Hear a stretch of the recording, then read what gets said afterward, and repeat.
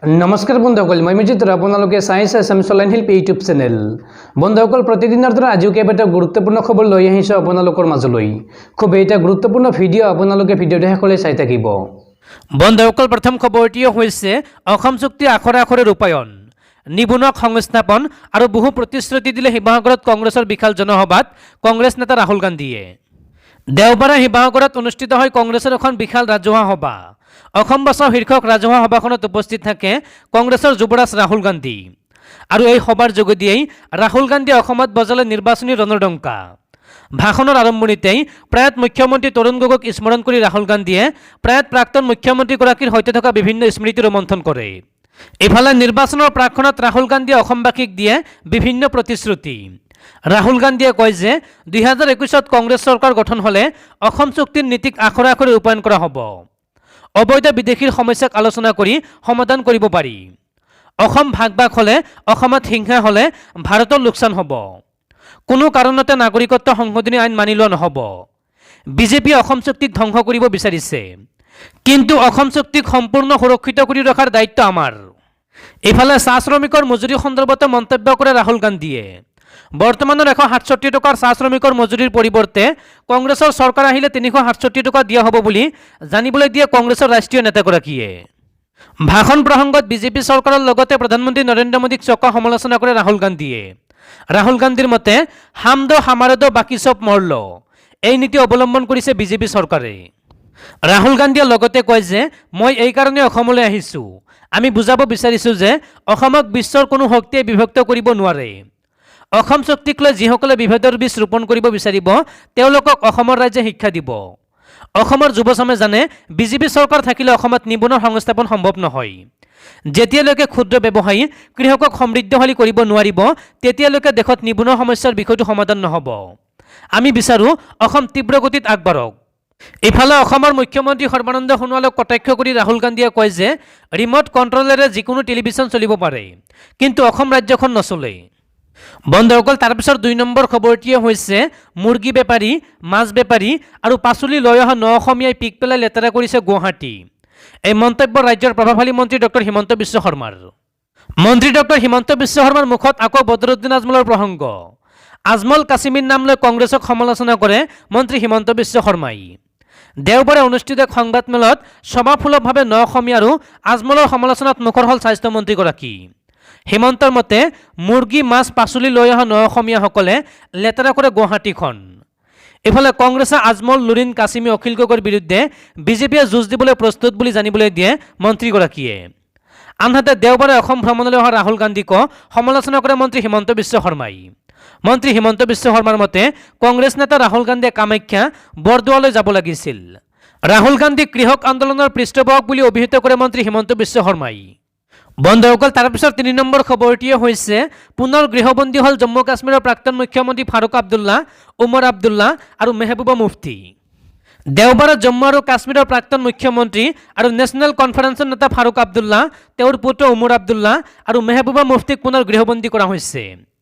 এই কথা উমৰ আব্দুল্লাই এটা টুইট কৰি জনাইছে। ইয়াৰ উপৰি প্ৰাক্তন মুখ্যমন্ত্ৰী তথা PDP প্ৰধান মেহবুবা মুফতিক শনিবাৰে পুলৱামালৈ যাবলৈও অনুমতি দিয়া হোৱা নাছিল। টুইটটোত উমৰে কয় যে কোনো কাৰণ নোহোৱাকৈ আমাক গৃহবন্দী কৰা হৈছে। তেওঁ লগতে কয় যে তেওঁৰ পিতৃ তথা সাংসদ ডক্টৰ ফাৰুক আব্দুল্লা, মোৰ ভনী আৰু তেওঁলোকৰ সন্তানক কোনো কাৰণ নোহোৱাকৈ তেওঁলোকৰ নিজৰ ঘৰত আটক কৰা হৈছে। তেওঁ আৰু কয় যে আপোনাৰ গণতন্ত্ৰৰ নতুন মডেলৰ অৰ্থ হৈছে যে আমি কোনো কাৰণ নোহোৱাকৈ ঘৰত বন্দী হৈ থাকোঁ, কিন্তু ঘৰত কাম কৰা কৰ্মচাৰীসকলক অন্ততঃ বাহিৰলৈ যোৱাৰ অনুমতি দিব লাগে। ইফালে জম্মু কাশ্মীৰ প্ৰশাসনে মেহবুবা মুফতি, উমৰ আব্দুল্লা, ফাৰুক আব্দুল্লাকে ধৰি পৰিয়ালৰ আন সদস্যসকলৰ ঘৰৰ বাহিৰত নিৰাপত্তা বাহিনী মোতায়েন কৰিছে। বন্ধুসকল, তাৰপিছত 4 নম্বৰ খবৰটিয়ে হৈছে কুইপৰ বিষয়ৰ মুক্তি বিচাৰি পৰেশ বৰুৱাৰ ভাতৃক সাক্ষাৎ 2 অপহৃতৰ পৰিয়ালৰ। বিগত এমাহ ধৰি আলফা স্বাধীনৰ জিম্মাত থকা কৈপৰ 2 অপহৃত বিষয়াক্ৰমে শিৱসাগৰৰ প্ৰণৱ কুমাৰ গগৈ আৰু বিহাৰৰ ৰাম কুমাৰৰ জীৱন ৰক্ষাৰ বাবে 2 বিষয়াৰ পৰিয়ালে যথেষ্ট কষ্ট স্বীকাৰ কৰিব লগা হৈছে। শেহতীয়াকৈ আলফা স্বাধীনৰ সেনাধ্যক্ষ পৰেশ বৰুৱাৰ বাসগৃহত উপস্থিত হৈছে গৈ 2 গৰাকী অপহৃতৰ পৰিয়াল। প্ৰণৱ কুমাৰ গগৈ আৰু ৰাম কুমাৰক মুক্তি দিবলৈ কাতৰ আহ্বান জনাই 2টা পৰিয়ালৰ লোকে পৰেশ বৰুৱাৰ জ্যেষ্ঠ ভাতৃ বিমল বৰুৱাক সাক্ষাৎ কৰে। বিহাৰৰ পৰা অহা ৰাম কুমাৰৰ পিতৃয়ে কাতৰ অনুৰোধ জনায় পুত্ৰৰ মুক্তিৰ বাবে। অপহৃত বিষয়াৰ দল পৰিয়ালৰ আহ্বানৰ প্ৰতি সঁহাৰি জনাই ভাতৃ পৰেশ বৰুৱাৰ প্ৰতি বিমল বৰুৱাই আহ্বান জনাইছে দুৱাৰে মুক্তিৰ বাবে। উল্লেখযোগ্য যে বিহাৰৰ ৰামকুমাৰৰ ক্ষেত্ৰত 16 ফেব্ৰুৱাৰীৰ ভিতৰত কুইপ নামৰ কোম্পানীৰ লগত কোনো মীমাংসা নহ'লে ৰামকুমাৰক মৃত্যুদণ্ড বিহাৰ ভাবুকি দিছিল আলফাই। এতিয়া এই বিষয়ক লৈ দুয়োটা পৰিয়াল যথেষ্ট উদ্বিগ্নতাৰ মাজত জীৱন কটাইছে। বন্ধুসকল, তাৰপিছৰ 5 নম্বৰ খবৰটিয়ে হৈছে মামা হিচাপে দায়িত্ব আছে, ল'ৰাক বুলেট লাগিব নে স্প্লেণ্ডাৰ লাগিব, সুধিলে মন্ত্ৰী হিমন্ত বিশ্ব শৰ্মাই। এতিয়া মন্ত্ৰী হিমন্ত বিশ্ব শৰ্মা যলৈকে গৈছে সেই ঠাইতে ল'ৰাবোৰে চিঞৰিছে মামা বুলেট লাগে। মন্ত্ৰী হিমন্ত বিশ্ব শৰ্মায়ো ৰহিকতাৰ ভাগিনহঁতক প্ৰশ্ন কৰিছে কি ৰঙৰ বুলেট লাগিব। এনেদৰে এতিয়া ৰাজ্যত চলিছে বুলেট দিয়া নিদিয়াৰ চৰ্চা। তাৰ মাজতে দেওবাৰে মন্ত্ৰী হিমন্ত বিশ্ব শৰ্মাই ক'লে বুলেট দিমকৈ নিদিলে বেয়া পাব, গতিকে অহাবাৰ 2-এজনক বুলেট দিব লাগিব, কিন্তু তাৰ আগতে চাব লাগিব যাতে বুলেট লৈ বাইকাৰ নহয়, দুৰ্ঘটনাও যাতে নহয় সেয়াও চাব লাগিব। মামা হিচাপেতো দায়িত্ব আছে, গতিকে গোটেইখিনি বেলেঞ্চ কৰি কিবা এটা কৰিব লাগিব। মন্ত্ৰী হিমন্ত বিশ্ব শৰ্মাই লগতে কয় যে স্কুটিত ডাঙৰ দুৰ্ঘটনা নহয়, বুলেটত ডাঙৰ দুৰ্ঘটনা হ'ব পাৰে, গতিকে ল'ৰাক সোধা হৈছে বুলেট লাগিব নে স্প্লেণ্ডাৰ লাগিব। কিছুমানে বিচাৰিছে বুলেট, কিছুমানে কৈছে স্প্লেণ্ডাৰ। লগতে সোধা হৈছে কি ৰঙৰ লাগিব। এতিয়া এই লৈ আলোচনা চলি আছে। লগতে আলোচনা চলিছে পিছত ল'ৰা বহিব নে ছোৱালী বহিব। বুলেট দিয়াৰ পূৰ্বে মন্ত্ৰী হিমন্ত বিশ্ব শৰ্মা এইবাৰ বিশেষকৈ লক্ষ্য কৰিব 3টা বিশেষ কথা। হেলমেট পিন্ধিবনে নাই, স্পীডত চলাব নেকি, পিছফালে ল'ৰা বহিব নে ছোৱালী বহিব। এইবাৰ কথা নিৰ্বাচনী প্ৰচাৰৰ সময়ত আলোচনা কৰিব আৰু চৰকাৰ আহিলে সকলোৱে কিবা নহয় কিবা এখন পাব, এনেদৰে কয় মন্ত্ৰী হিমন্ত বিশ্ব শৰ্মাই। বন্ধুসকল, তাৰপিছৰ 6 নম্বৰ খবৰটিয়ে হৈছে নজিৰবিহীন, ৰাষ্ট্ৰসংঘৰ সচিব প্ৰধানৰ দৌৰত ভাৰতীয় মূলৰ যুৱতী আৰোৰা আকাংক্ষা। ৰাষ্ট্ৰসংঘৰ সচিব প্ৰধানৰ নিৰ্বাচনী দৌৰত এইবাৰ চামিল হৈছে এগৰাকী ভাৰতীয় মূলৰ যুৱতী, নাম তেওঁৰ আৰোৰা আকাংক্ষা। 34 বছৰীয়া আৰোৰাই ৰাষ্ট্ৰসংঘৰ বৰ্তমানৰ সচিব প্ৰধান এণ্টনিঅ গুটেৰেছৰ অৱসৰৰ পিছত খালী হ'বলগীয়া আসনত বহাৰ বাবে নিৰ্বাচনত অংশগ্ৰহণ কৰিছে। আৰোৰাই বৰ্তমান ৰাষ্ট্ৰসংঘৰ ডেভেলপমেণ্ট প্ৰগ্ৰেম কোঅৰ্ডিনেটৰ হিচাপে কাৰ্যনিৰ্বাহ কৰি আছে। বিশ্বৰ শীৰ্ষ সংস্থাটোৰ বিগত 75 বছৰীয়া ইতিহাসত কোনো মহিলাই সচিব প্ৰধানৰ পদত অধিষ্ঠিত হোৱা নাই। এইবুলি যদি আৰোৰা নিৰ্বাচিত হয় তেন্তে তেওঁই হ'ব প্ৰথমগৰাকী মহিলা সচিব প্ৰধান। ইতিমধ্যে ভাৰতীয় মূলৰ আৰোৰাই বিশ্ব সম্প্ৰদায়ৰ সমৰ্থন আদায়ৰ বাবে ছ'চিয়েল মিডিয়াৰ জৰিয়তে ব্যাপক প্ৰচাৰ চলোৱা আৰম্ভ কৰিছে। ছ'চিয়েল মিডিয়াত পোষ্ট কৰা এটা ভিডিঅ'ত আৰোৰাই কৈছে যে তেওঁৰ দৰে এগৰাকী সাধাৰণ কৰ্মচাৰীয়ে ৰাষ্ট্ৰসংঘৰ শীৰ্ষ পদবীৰ বাবে নিৰ্বাচনত অংশগ্ৰহণ কৰাটো বহুতৰ বাবে আচৰিত হ'বলগীয়া কথা যেন হৈছে যদিও ৰাষ্ট্ৰসংঘৰ মৰ্যাদা অক্ষুণ্ণ ৰখাৰ স্বাৰ্থতে তেওঁ নিৰ্বাচনত ভাগ লোৱাৰ সিদ্ধান্ত লৈছে। উল্লেখযোগ্য যে 2017 চনৰ 1 জানুৱাৰীৰ দিনা বৰ্তমানৰ সচিব প্ৰধান এণ্টনিঅ গুটেৰেছে কাৰ্যভাৰ গ্ৰহণ কৰিছিল। চলিত বৰ্ষৰ 31 ডিচেম্বৰত তেওঁৰ কাৰ্যকাল উকলিব। অৱশ্যে অৱসৰৰ পিছতে দ্বিতীয়বাৰৰ বাবে সচিব প্ৰধান পদৰ বাবে নিৰ্বাচনত অংশ ল'ব। সেয়েহে এণ্টনিঅ গুটেৰেছৰ বিৰুদ্ধে যুঁজিব লাগিব আৰোৰাই। ভাৰতত জন্মগ্ৰহণ কৰা আৰোৰা আকাংক্ষাৰ ভাৰত আৰু কানাডা উভয় দেশৰ নাগৰিকত্ব আছে। আৰোৰাই টৰণ্টৰ য়ৰ্ক বিশ্ববিদ্যালয়ৰ পৰা স্নাতক ডিগ্ৰী গ্ৰহণ কৰিছিল। পিছত কলম্বিয়া বিশ্ববিদ্যালয়ৰ পৰা স্নাতকোত্তৰ ডিগ্ৰী গ্ৰহণ কৰি ৰাষ্ট্ৰসংঘত যোগদান কৰিছিল। বন্ধুসকল, তাৰপিছত 7 নম্বৰ খবৰটিয়ে হৈছে কেৰালাত প্ৰযোজ্য নহয় নাগৰিকত্ব সংশোধনী আইন চমুকৈ কা। কেৰালাত প্ৰযোজ্য নহয় নাগৰিকত্ব সংশোধনী আইন। ৰাজ্যখনৰ মুখ্যমন্ত্ৰী এই বিষয়ে দিলে স্পষ্টীকৰণ। অমিত শ্বাহে কাক লৈ কৰা মন্তব্যৰ পাছতে এই প্ৰতিক্ৰিয়া মুখ্যমন্ত্ৰীগৰাকীৰ। উল্লেখযোগ্য যে ভেকচিন প্ৰক্ৰিয়া সমাপ্ত হোৱাৰ পাছতে কা প্ৰযোজ্য হ'ব বুলি কৈছিল অমিত শ্বাহে। বন্ধুসকল, তাৰপিছত 8 নম্বৰ খবৰটিয়ে হৈছে উত্তৰাখণ্ডৰ মহাপ্ৰলয়ত মৃতকৰ সংখ্যা 40 জনলৈ বৃদ্ধি আৰু অধিক মৃতদেহ উদ্ধাৰৰ আশংকা। অব্যাহত আছে উদ্ধাৰ অভিযান। উত্তৰাখণ্ডৰ হিমবা বিস্ফোৰণৰ ফলত সৃষ্টি হোৱা মহাপ্ৰলয়ত মৃত লোকৰ সংখ্যা 40 জনলৈ বৃদ্ধি পাইছে। দেওবাৰে তপবনৰ অদিত টানেলত উদ্ধাৰকাৰী দলে আৰু 3টা মৃতদেহ উদ্ধাৰ কৰাৰ লগে লগে মহাপ্ৰলয়ত মৃতকৰ সংখ্যাই 40ৰ ঘৰ স্পৰ্শ কৰিছে। উদ্ধাৰকাৰী ITBPৰ এক মুখপাত্ৰই প্ৰকাশ কৰা অনুসৰি টানেলটোত 39 জনকৈ লোক শিলবালি পানীৰ মাজত আবদ্ধ হৈ আছিল। দেওবাৰে পুৱাৰ ভাগত ইয়াৰ মাজৰে 3জন লোকৰ মৃতদেহ উদ্ধাৰ কৰিছে উদ্ধাৰকাৰী দলে।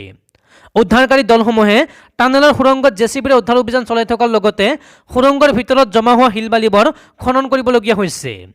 ইয়াৰ ফলতে উদ্ধাৰ অভিযানৰ গতি লেহেমীয়া হৈছে বুলি জানিব পৰা গৈছে।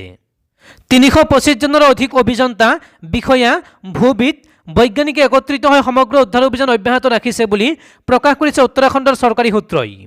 উল্লেখযোগ্য যে হিমবাহৰ বিস্ফোৰণৰ পিছতে উত্তৰাখণ্ডৰ ধাউলিগংগা নদীৰ পানী হঠাতে উফন্দি উঠি মুহূৰ্তৰ ভিতৰতে এক বৃহৎ অঞ্চল শিল বালি আৰু পানীত ঢলে ধুৱাই নিয়ে।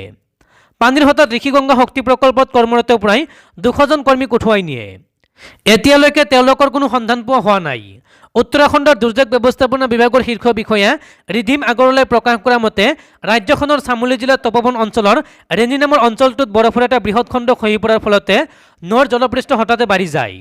হঠাতে সৃষ্টি হোৱা বানে বহু ঘৰ-দুৱাৰ উঠুৱাই নিয়াৰ বাতৰি পোৱা গৈছে।